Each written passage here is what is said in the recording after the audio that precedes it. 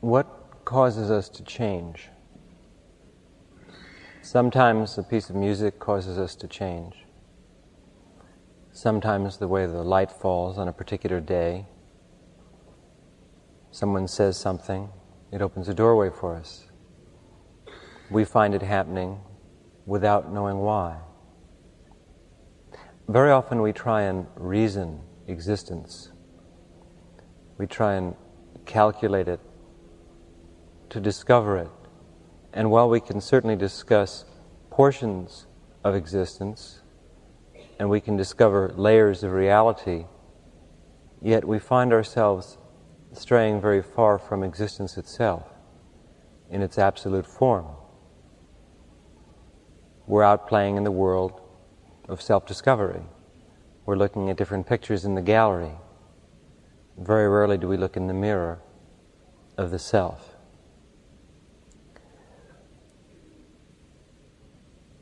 In the practice of mysticism, there are 4 stages.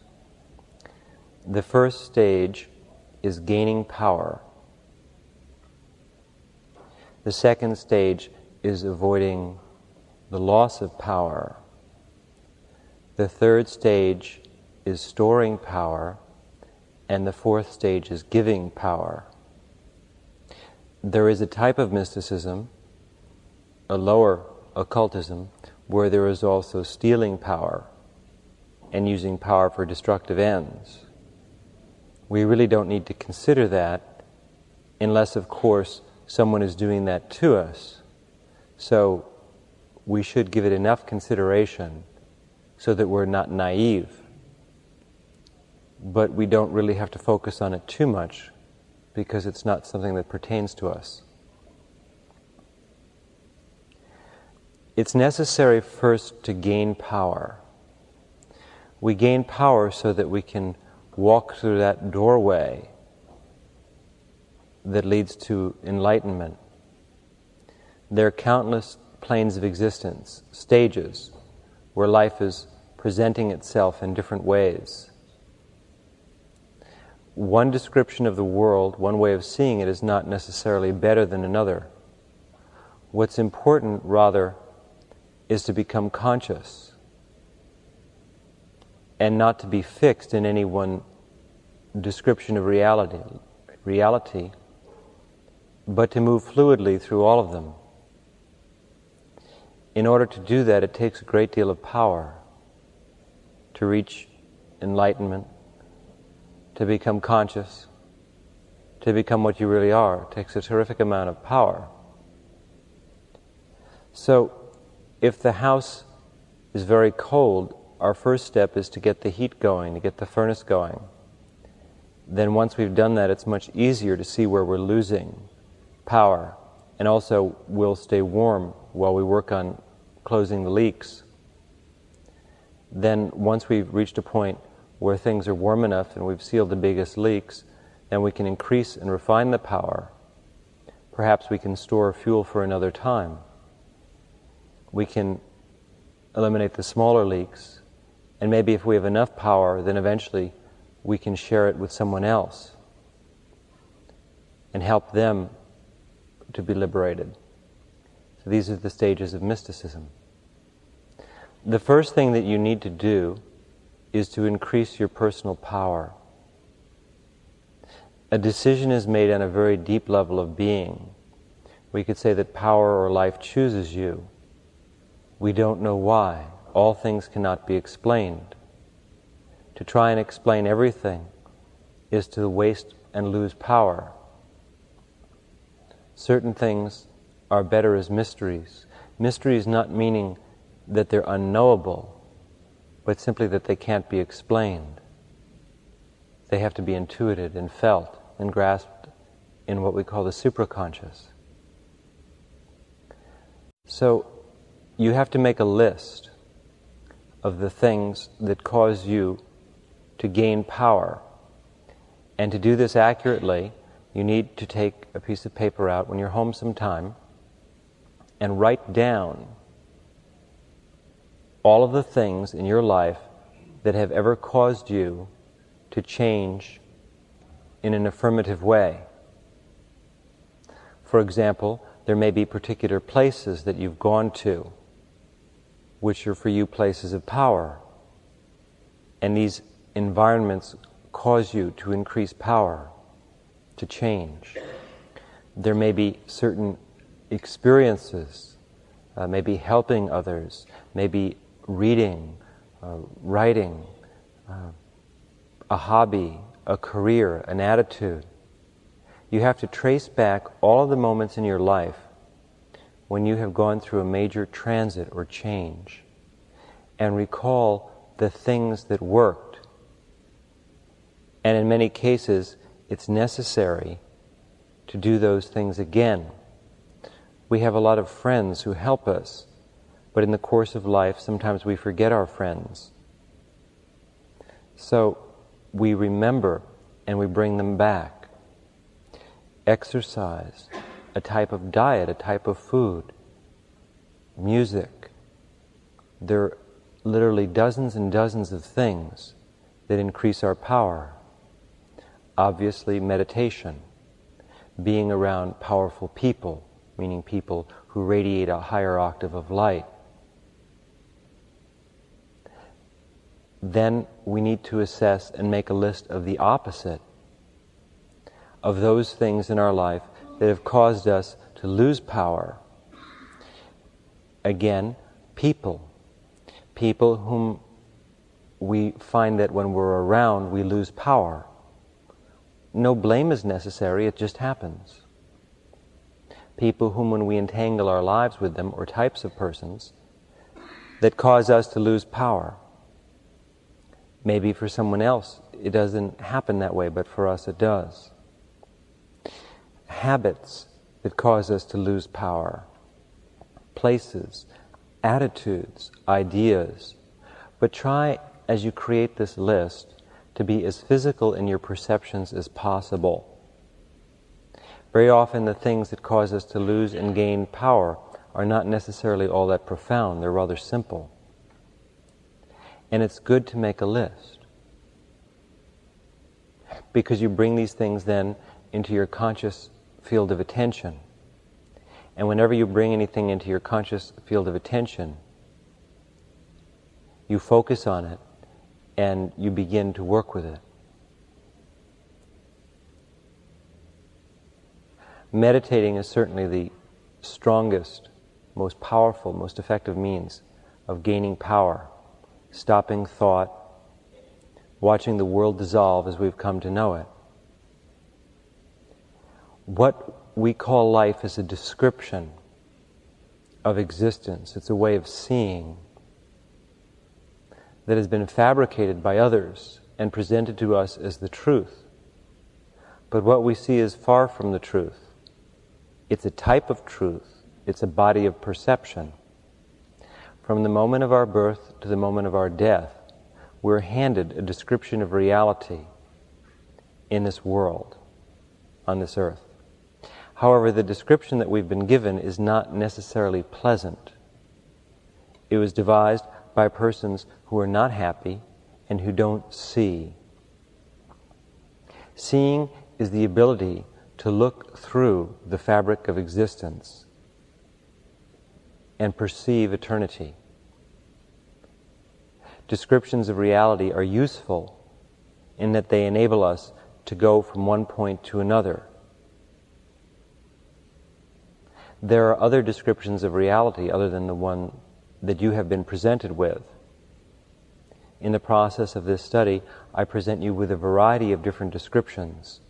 We call them different dreams. None of them are absolute.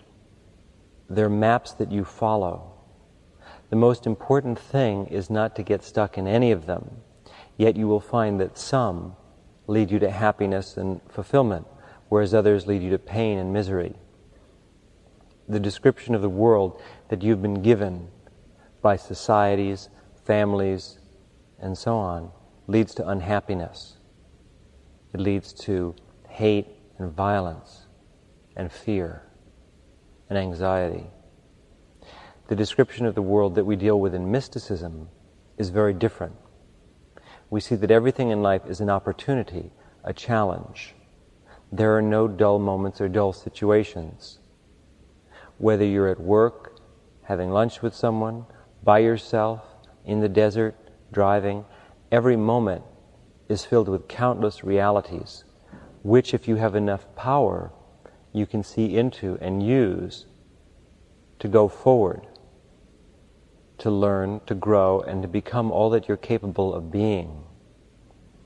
So it's necessary then to leave the description of reality that you now have behind and to enter into another one that's much cleaner, much more complete, and much more open-ended.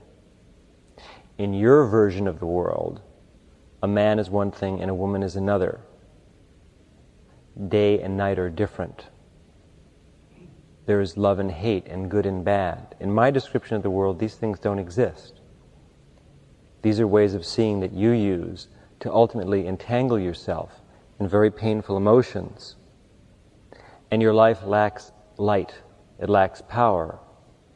It lacks total being, a prescient awareness of all that is.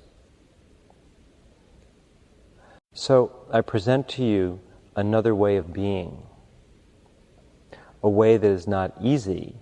However, in my estimation, it's much easier than the description of the world that you've been given, which leads you to pain and frustration and incompleteness. I've talked a great deal about gaining power and losing power. But one subject I haven't dealt with is how to store power. And that's what I'd like to talk to you a little bit about. Gaining power, as I said, you can make a list and see the things that cause you to gain power. And if you do them, your power will increase. Go back over the moments in your life where your power is increased. And of course, hopefully, you're learning new skills that cause you to increase power. Losing power, you've experienced that. So again, make a list and go over these things. And you'll find that if you avoid them, you won't lose power. Observe yourself in situations when you're with people. Observe certain attitudes and thoughts and see if they cause you to lose power and what attitudes and thoughts cause you to gain power. But to store power is a different matter. To store power, you must use specific occult methods. When I say store power, what I mean is that you're going to take awareness and consciousness and go into another plane of reality with it and leave it there and draw on it. And there are many, many ways to do this. Tonight I'd like to allude to a few of them. One of the easiest ways to store power is in a physical location. You won't exactly be leaving power in a physical location, but let's say in a plane of reality that corresponds to that physical location. So, for example, when you go to a place of power, a place that you're drawn to, outdoors someplace, let's say, perhaps a certain beach, a certain hilltop, a park, a mountain, wherever it may be, a shopping mall. Okay? Something draws you there, and when you're there, a certain chemistry takes place within you. You move into another level of attention. At that time, if you observe the place very, very intensely, not just physically, but inwardly, if you see the place as it really is, and if you move into a higher level of attention there, the words that you speak there, the thoughts that you think there, the emotions that you feel there, will engender a power to that place. And no matter where you are, you can draw on that place as an ally, as a helper. When you go to a place of power with someone who is a teacher, someone who has a great deal of power, it's very easy to do this because they will lift you into another level of attention while you're there, and it's easier for you to leave power there. Or you might say, to draw power from that place. There are different ways of talking about something that's a little bit hard to pin down in words. There are objects that afford you power. For many people, plants are very good. Plants have a power all their own. And if you make friends with plants, they have a certain strand of luminosity that in times of difficulty or transition you can draw from. Every living thing has a certain strand of luminosity. And everything that we see in the physical world is a result of that strand of luminosity. When you know how to, you can go into the inner worlds and touch those strands of luminosity and connect them with your being. Right now, you are a bundle of fibers, luminous fibers. And your luminous fibers in your occult body are connected to other people, to places, and so on. These are the so-called lines of the world that exist everywhere. They're the lines of power in the occult world that hold this reality into place. And we move along those lines, whether we're conscious of it or not. When you can see, when you reach the point where you can look beyond the physical, you will see these lines. They're actual. And you can move through them. Everyone does.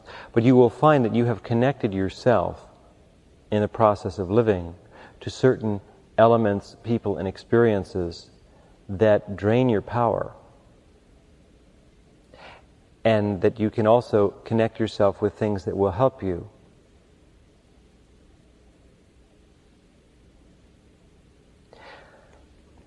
In other times, if I was giving this talk, let's say perhaps 1,000 years ago, I would say that another way of storing power, aside from going to places that are very powerful for you and feeling heightened emotions there and being there with good friends and just feeling eternity there and knowing that you're creating a bond with that place so that at the moment of your death, when you try and move into another vortex or during any time of great transit, you can do so. You can draw power from that place at that moment because you've created an affinity with it. But if this was another time, I would also suggest that building things is a way. When you build something with your body, you store power in it. When you create something, when you build a house or a musical instrument or a floor, you can store power in it. Now, not everybody who builds things does this. Remember, what I'm suggesting is that there is another side to life than that which most people are conscious or aware of, and that you can become conscious and aware of that side, and that side will bring you freedom and perfection, whereas the side or the description of life that most people have only causes them eventually to die. Whereas you can go beyond life and death in this world now. You can go beyond being a shadow and become free and luminous and no longer of this world, although you will be in it for a time.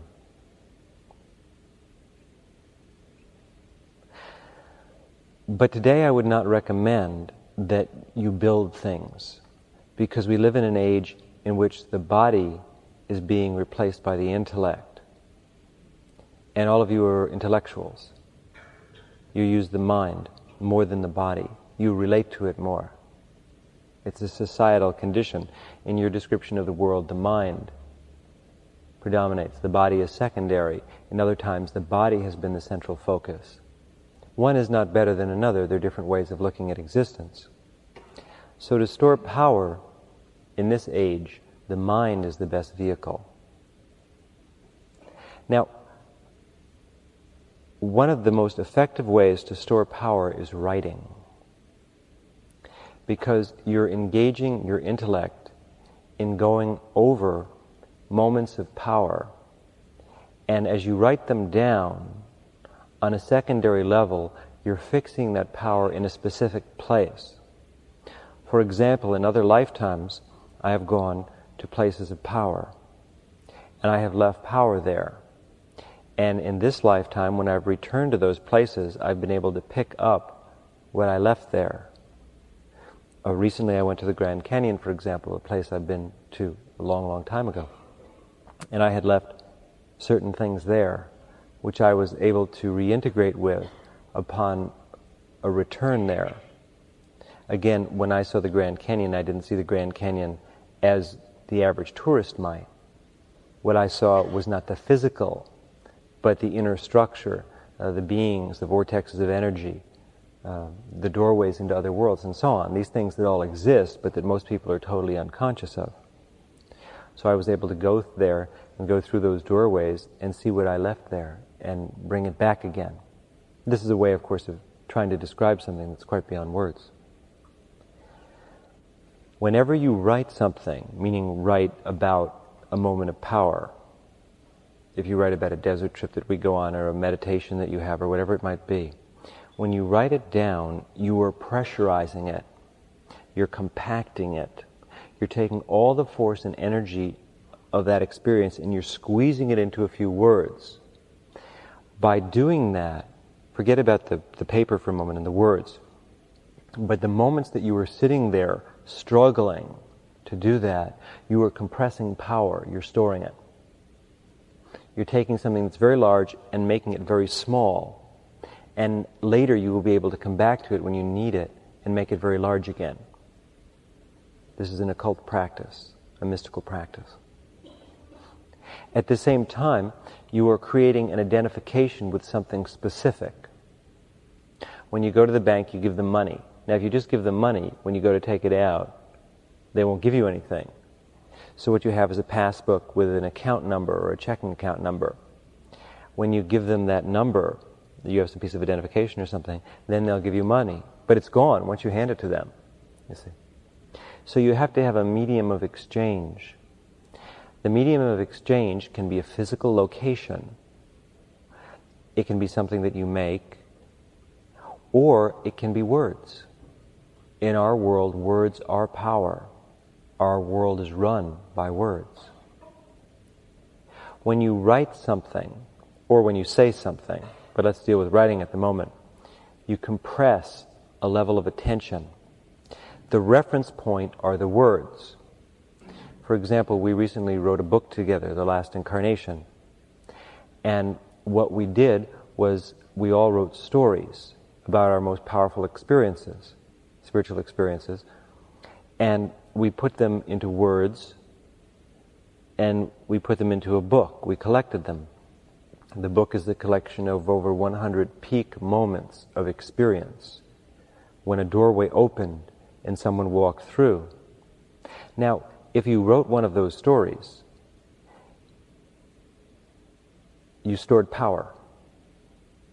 And if you read that story at another time, maybe a year from now or 6 months from now, a day when you're just not in a good level of attention, or a day when you're in a very high level of attention, at that time, it will bring that power back to you. You will re-enter that moment.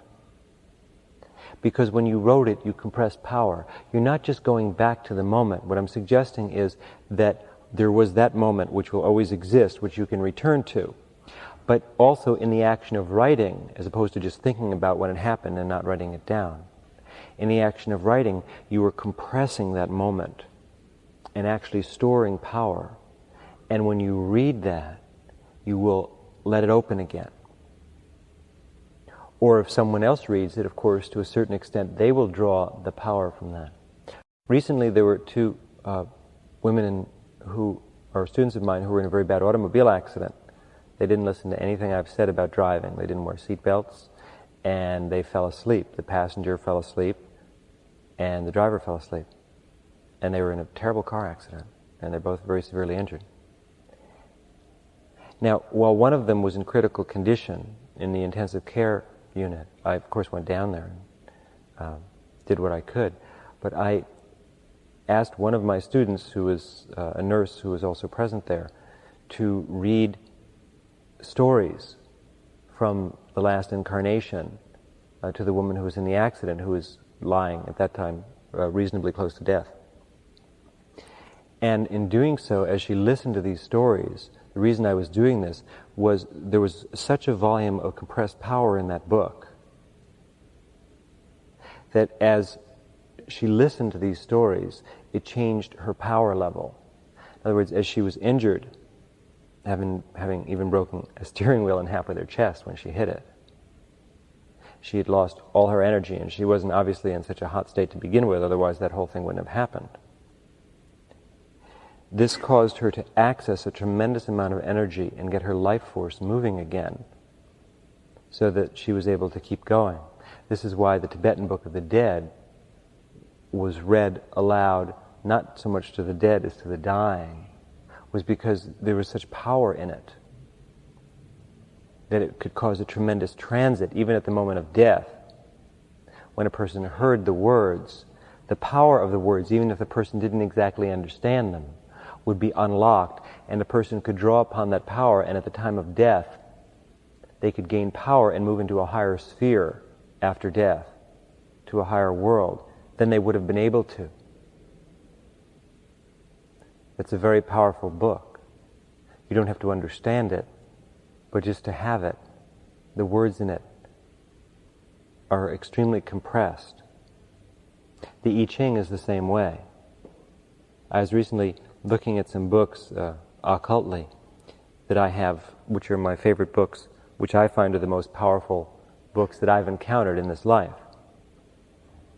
And as I was looking at all of them, it was interesting. I was looking at the Tibetan Book of the Dead and the I Ching as the two most powerful of these 12 books, just in terms of power.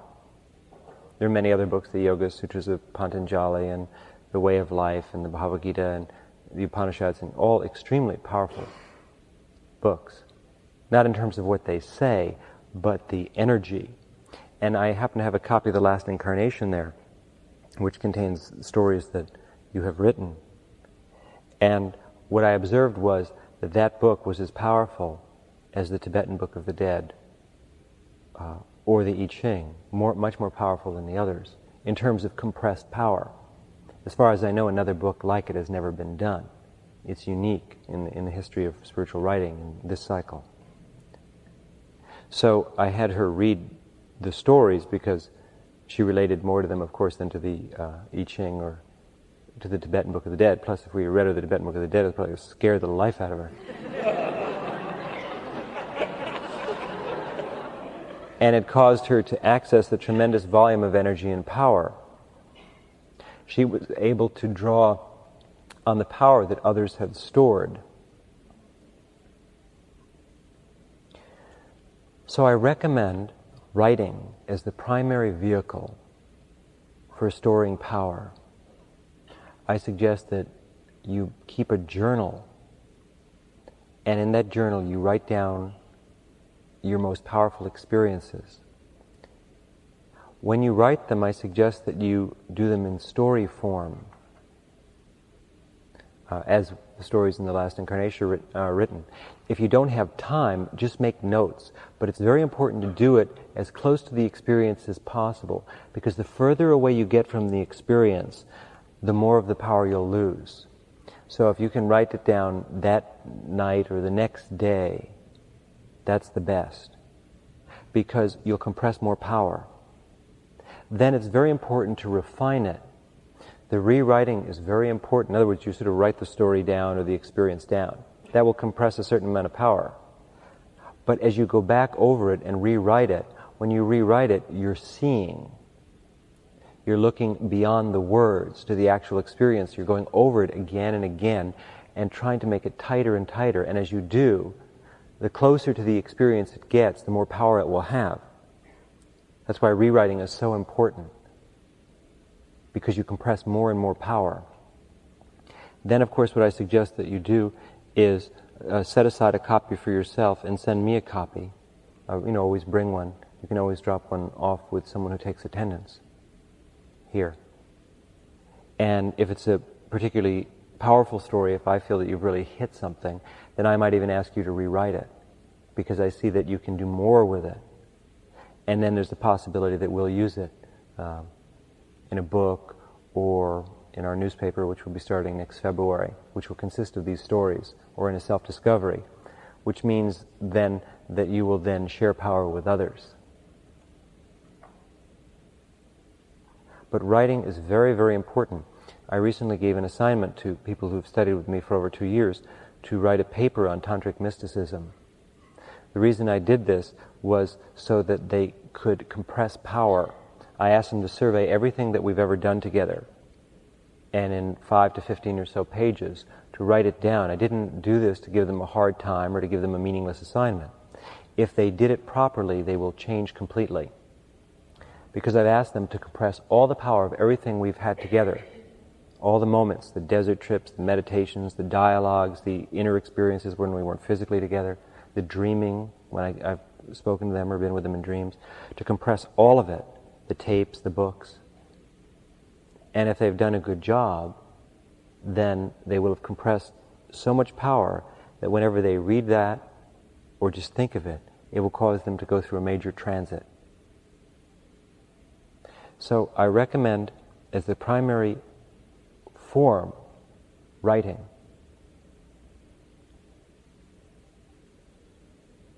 And I think that all of you should do that if you're really serious about changing levels of attention.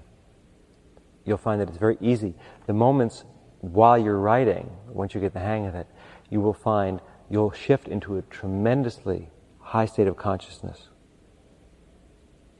Just while you're sitting there at the typewriter, you'll see that you go through a tremendous transit. So, you have to avoid losing power. Most people lose power in relationships. About 75 to 95% of all attention in this world, so says Don Juan, and I think he's right, is devoted to romance. And it's such a waste, it's incredible. Because you get almost no return on your investment. It's power lost.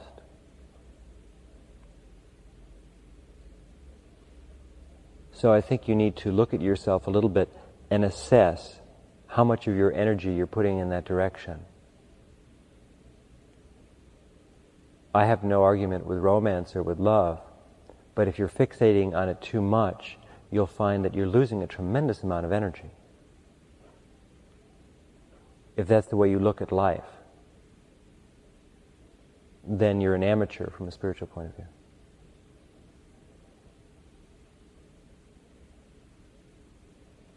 At the same time, you have to think of ways to increase power. I suggest writing them down. Do you see why I ask you to write them down? When you write down the things that cause you to lose power, when you make a list, if you go home tonight and do that, and you just sit down and just take 2 pieces of paper on one, don't use the same piece. Use 2 different pieces, very important. On one piece, put down all of the things during your life, yoga exercises, eating a yogurt, whatever it is. Sometimes there's silly things that cause you to move into a higher state of consciousness. Okay? Write those down. And as you write them, you're obviously going to be compressing power, compressing some of your strongest moments, you see? Then, write down those items which cause you to lose power. Okay. And when you write those down, what are you doing then? You're negating them. Because what you're doing is making a list, and putting a list of all the people who've hurt you, of all the ways you've hurt yourself, okay, of all the experiences that have been negative. Just list them real simply. You don't have to list them individually, you can list types. But as you do that, you are going to retrace them in your mind. You're recircuiting yourself. And you are compressing them into a plane of consciousness where they cannot hurt you. Now, these are mystical practices. They work. They're very effective. So if you make a list of all the people in your life who have ever hurt you, they were vicious and hostile, let's say. Unfortunately, sometimes we run into people like that. When you make that list, you are disconnecting yourself from them. The luminosity within yourself those strands, are being separated from them. If you don't do that, you can have an experience with someone 20 years ago and still be connected with them today. And they can be drawing energy from you the whole time, or putting a negative energy into you because you were too nice and you didn't accept that that's what really happened, and that is continuing to happen. You can be drained by people thousands of miles away. And because you're a nice person, you're not going to think that someone will do that. Believe me, the world is filled with people who do that all the time. Most people do. They affix themselves to someone and they drain their power. And just because you're not conscious of it doesn't mean it doesn't happen. It has a lot to do with illness of both physical and psychological types, and generally keeping you into a very lowered state of awareness. But if you list them and you actually admit it and you brand them with no hate, with no bad feelings, only with pure awareness, and you write them down, you will consciously accept that, and then you will kind of cast them into another reality. You'll separate yourself from them. On the other hand, when you make a list of all those persons who have helped you in life, I've had I've been lucky, I've had wonderful teachers all my life. I've had professors at the universities and spiritual teachers when I was a student and so on, all the way through. I've met remarkable people all my life. I've been helped that way. So when I write them down, I compress that. Even if it's not in story form, just to note that. You see. You compress power. Again, I bring your attention to the last story, the epilogue story in the last incarnation, where Ganesha does exactly that. In writing that story, he has compressed all of the moments in his life in a particular way. He used gratitude. And he compressed them before he made a major transit and moved to Malibu. And so it was very nicely done. Carlos does that. And Don Juan and Don Genaro have Carlos do that at the end of Tales of Power. They have him stand there and compress power. You can compress power with words too. When you go to a power place, if you speak very powerful words, it does the same thing. When I bring you to power places, you'll notice that very often I give you a very hard time if you say things that don't mean anything, that don't have heart and feeling, because you're doing the opposite. You're losing power because you're in a power place. But when I get someone who can see and actually says something with feeling, even if it's very simple, they're compressing power in that moment. And that power will always be there if they think about that place. You can always go back to those moments that we've had together, whether they were 10 years ago or 10 lifetimes ago, if you can remember them. And the way we remember them is we think of the physical location, if it was a vortex of power. And you remember that. You see, so when you go to a power place, you say powerful words, or you have powerful experiences. You compress power there. Then if you write it down afterwards, you compress it again. This is how you store power. You also store power through love. Whenever you love, you compress time. Time stops. The world stops, and you step outside of it. Moments of self-giving compress power. Now, some people give, but they don't pick the right moment, or they don't pick the right way, so there's very little power in it. But you compress power. What I'm suggesting is that as you compress power, as you store it, you go to higher and higher levels of attention. Why is one person enlightened and another not? Why is one person able to see the lines of the world or see the different vortexes? Why does one person go into samadhi and another not? Because they have learned to stop losing power, to maximize and gain power, and to increase the power they have by storing it and compressing it. Sometimes sharing power with others increases power and compresses it. That's what I do constantly. At the same time, you need to be aware of people who drain your power. And they can be in your past, years and years ago. All you have to do, though, is list them and recognize them. As they say in the Tibetan Book of the Dead, recognition is liberation. When you recognize something, it's not simply a mental awareness. Your occult body is doing something at an entirely different level. It's causing a transition. So try writing all of your experiences down. Initially it'll take a while, And if the stories don't come out clearly, it tells you that you're not clear yet. And as you write, and as you take the time to do this over a period of time, 6 months, a year, 2 years, as you keep doing this, you'll find as your writing gets clearer, it's because your power is getting stronger. If you find your writing is real sloppy and all over the place and the stories aren't good, that's your consciousness. Don't be embarrassed, improve it. Meditate more deeply and write more. It doesn't have to be a grandiose prose style, that's not the point. The point is to be accurate and to have power in your words. That's how you should live, with power in your words, in your life, in your gestures. When you move into a higher level of attention, you will understand. You need to learn how to see. To see means to look beyond what most people call the visible. There's dreaming and seeing. Seeing, of course, means perceiving what things actually are, not what they appear to be. Dreaming is not what you do at night when you fall asleep. That's having dreams. Dreaming is either perceiving a dream directly, a moment of reality, and entering into it with your other body, with a double, the etheric double, or it's what I call the caretaker personality, moving into different descriptions. So in dreaming, what you would do is while awake or asleep, you can travel to another place. And of course the time will always be the same. That's one of the ways you know you're dreaming. If in dreaming, if it's daytime when you're dreaming, and you go to some place 20 miles away, it'll have to be daytime there. In other words, you're using the etheric double to travel to another locale.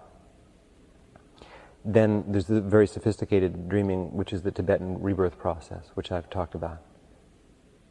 That's a very advanced form of dreaming. But in order to see, you have to have more power. The thing all of you lack is power. Before I can teach you the arts of seeing and dreaming and all these different things, you have to assess more power. And you have to stop losing power, and you have to store it. And then you'll be in a position to give it. So if you would do these very simple things, make a list of those ways you gain and lose power, and then start to write. And also, when you go to powerful places, to be in a higher state of attention.